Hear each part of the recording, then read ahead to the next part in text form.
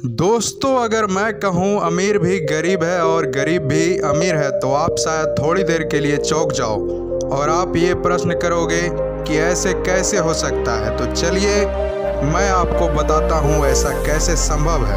तो वीडियो को स्टार्ट करने से पहले अगर आप चैनल पर नए हो तो चैनल को सब्सक्राइब करके बेल को प्रेस कर दें। हमारे देश भारत की बहुत बड़ी आबादी गरीब है और वो अमीर बनने के बजाय दिन पर दिन गरीब होती जा रही है और विश्व के बहुत सारे कंट्री में भी गरीबी की हालात है। अब अगर हम अपने देश में अमीरी की बात करें तो हमारे देश की थोड़ी सी आबादी अमीर है और विश्व की कुछ देश ऐसे भी हैं जहां की बहुत बड़ी आबादी अमीर है। दोस्तों, अब मैं बात करूंगा अमीरी और गरीबी की मूल कारण क्या है। अमीरी और गरीबी की दो स्तर होती है। तो अब हम बात करेंगे गरीब और अमीर की असल वजह के बारे में। एक गरीब इंसान सोचता है कि मैं गरीब हूँ, भगवान ने मेरी तकदीर में गरीबी लिख दी है, और गरीब आदमी ये सोचकर दुखी होता रहता है कि अमीर आदमी बहुत खुश होगा क्योंकि भगवान ने उसकी तकदीर में अमीरी लिख दी है। दोस्तों, ये सब सोच ही इंसान को दुर्बल मानसिकता प्रदान करती है। ये सब बकवास सोच है। दोस्तों, अमीरी और गरीबी की दो स्तर होते हैं, एक फिजिकली और दूसरा साइकोलॉजिकली। दोस्तों, पहले हम बात करेंगे फिजिकली अमीर और गरीब का क्या मतलब है। फिजिकली अमीर होने का मतलब होता है वैसे लोग जिनके पास बंगला, महंगा घर, गाड़ी, महंगे कपड़े और जिनके पास ढेरों ज़मीन और ढेरों बैंक बैलेंस, जिनके पास भौतिक संसाधनों की कोई कमी ना हो। और फिजिकली गरीब होने का मतलब होता है वैसे लोग जिनके पास रहने के लिए घर नहीं, अगर घर हो भी तो टूटी फूटी या सस्ता मकान, खाने के लिए भरपेट भोजन नहीं, सुबह खाना मिला तो शाम को नहीं, और जिनके पास ज़मीन जायदाद बैंक बैलेंस जीरो हो, यानी जिनके पास भौतिक संसाधनों की कमी हो। दोस्तों, फिजिकली अमीर और गरीब होने का मतलब आप समझ चुके हो।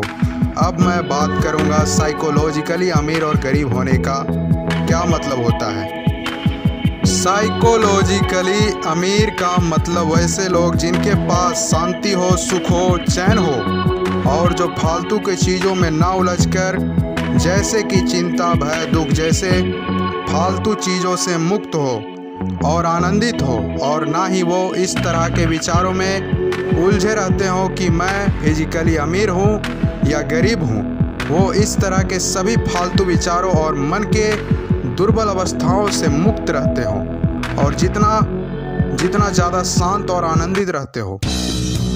साइकोलॉजिकली गरीब होने का मतलब होता है वैसे लोग जिनके पास शांति नहीं होती, सुख नहीं होता, चैन नहीं होता और जो फालतू के विचारों में उलझकर दुखी होते रहते हैं, जैसे कि मैं फिजिकली अमीर होकर भी खुश क्यों नहीं हूँ, या फिर अपनी फिजिकली गरीबी के बारे में सोचकर दुखी होते रहना। और वैसे लोग ऐसे फालतू विचारों में उलझकर अपनी शांति, सुख, चैन सभी केवल बाहरी भौतिक सुखों की तलाश में गवा देते हैं और उनका मन अशांति, दुख, चिंता और भय में उलझकर वो अपने मन को दुर्बल अवस्था में लाकर खड़े कर देते हैं और वो कभी भी शांत नहीं हो पाते।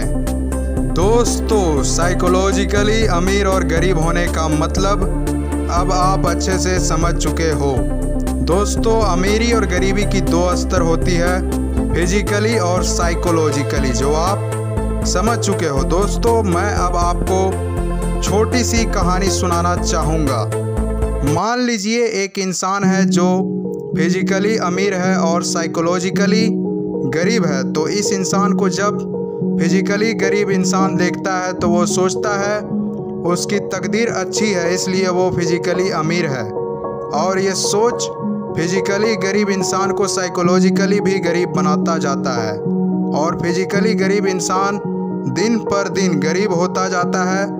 दोस्तों, फिजिकली अमीर इंसान साइकोलॉजिकली अगर गरीब है तो अशांति के कारण, फिजिकली अमीर इंसान भौतिक सुख यानी फिजिकल हैप्पीनेस से भी ऊपर उठकर साइकोलॉजिकली हैप्पीनेस खोजता है और वो साइकोलॉजिकल हैप्पीनेस प्राप्त कर लेते हैं। यही मुख्य कारण भी है कि अमीर और अमीर होते जाते हैं और गरीब होते जाते हैं। दोस्तों, बात बस इतना ही है कि गरीबी और अमीरी न तकदीर का खेल है और ना ही भगवान की, ये एक मानसिकता है। अगर आप फिजिकली अमीर ना भी हो तो भी आप साइकोलॉजिकली अमीर हो सकते हो, क्योंकि गरीबी और अमीरी सबसे पहले समझ के स्तर पर टिकती है, विचार के स्तर पर टिकती है, सोच के स्तर पर टिकती है। तो मेरे दोस्त, सबसे पहले अपने आप को समझ के स्तर पर बदलो, यानी साइकोलॉजिकली। ये समझ के जगह पर कि आप एक गरीब इंसान हो, पहले आप ये सोचो कि आप एक साइकोलॉजिकली अमीर इंसान हो, अर्थात वो इंसान हो जो आप फिजिकली अमीर ना होने के कारण दुखी ना होने वाला, चिंतित ना होने वाला, अशांत ना होने वाला एक साइकोलॉजिकली अमीर इंसान हो। और जो इंसान साइकोलॉजिकली अमीर होगा उस इंसान को फिजिकली अमीर बनने से भी कोई नहीं रोक पाएगा, ना तकदीर और ना भगवान। और मैं आपको ये भी बता दूं कि वही इंसान अपने काम पर फोकस कर पाएगा जो साइकोलॉजिकली अमीर होगा, क्योंकि इसी इंसान का मन शांत होगा और ऐसा ही इंसान अपने काम को सही ढंग से कर पाएगा। और अब मैं दुनिया के सबसे अमीर इंसान बिल गेट्स की बात करूं तो उनसे एक इंटरव्यू में एक सवाल पूछा गया कि आपकी सफलता का राज क्या है। तो बिल गेट्स ने उस इंसान को एक टक होकर देखने लगे और कहा, फोकस। तो अब आप यह भी समझ गए होंगे कि काम के लिए फोकस कितना ज़रूरी है। तो काम पर फोकस कौन कर सकता है?